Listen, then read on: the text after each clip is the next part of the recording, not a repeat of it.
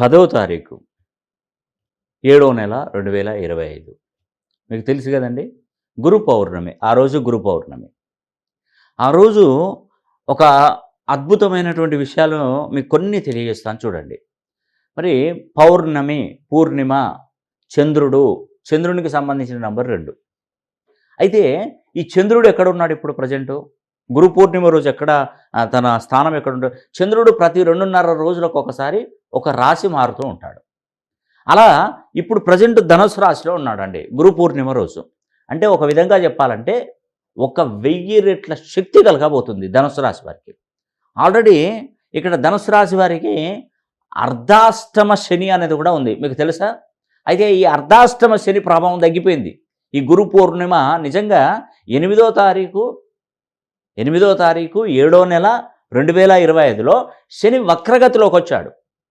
అంటే వెనక్కి పరిగెత్తాడు, వెనక్కి వచ్చాడు. అంటే మీనరాశిలో ఉన్నటువంటి శనీశ్వరుడు కుంభరాశిలోకి వచ్చాడు. అప్పుడు అర్ధాష్టమ శని నుండి విముక్తులు అవుతారు. ఇది ధనుసు రాశి వారు. ఇది కొద్ది రోజులే, 110, 118, 120 రోజులు ఉంటాడేమో అక్కడ. అప్పుడు ఈ గురు పౌర్ణమి వచ్చింది కదా, ఈ ధనుసు రాశి వారికి అసలు మామూలుగా ఉండదండి. గురువుకు సంబంధించిన రాశులు ధనుసు రాశి వారు కానీ మీనరాశి వారికి కానీ, మీనంలో నుండి శని ప్రభావం తగ్గింది. ఇక్కడ అర్ధాష్టమ శని కూడా కంప్లీట్ అయిపోయింది. నిజంగా చెప్తున్నాను, ఇక్కడ మీకు శని విమోచనం అనేది కలిగిందండి. ఇక నుండి మీ జీవితం 3 పువ్వులు 6 కాయలు. ఒక్కసారి శని హోమం చేయించుకోండి. నేను చేస్తాను శని హోమం. మీ పేరున చెప్తున్నాను, శని హోమం చేస్తాను మీకు ఖచ్చితంగా మీరు బుక్ చేసుకోండి. మన ఆఫీస్ నెంబర్లకు కాల్ చేసి ఒక్కసారి కనుక మీరు శని హోమం జరిపించుకుంటే 30 ఏళ్ళు అసలు మీకు రాజయోగమేనండి. నేను పదే చెప్తున్నాను, ఖచ్చితంగా మీకు శని హోమం జరిపించి ఆ వీడియో పంపించి మీకు ఆ శని హోమం మీ పేరు గోత్రనామాల నేను చేస్తాను. ఎందుకంటే శని కుంభరాశిలో ఉన్నప్పుడు మాత్రమే శని హోమం. మధ్యలో మళ్ళీ మనం శని హోమం చేయించుకోవడానికి ఉండదు. ఒకవేళ చేయించుకున్నా కూడా మనకు అంత శక్తి ఉండదు, అంటే అంత పవర్ రాదు.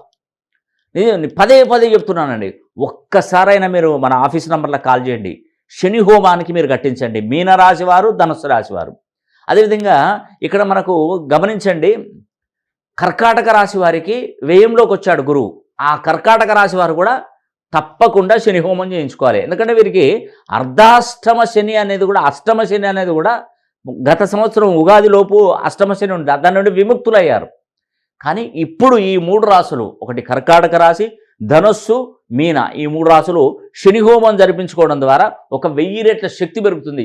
ఈ పౌర్ణమి నుండి వీరి అదృష్టం అంతా ఇంత ఉండదండి, ఒక మంచి పొజిషన్కి వెళ్తారు.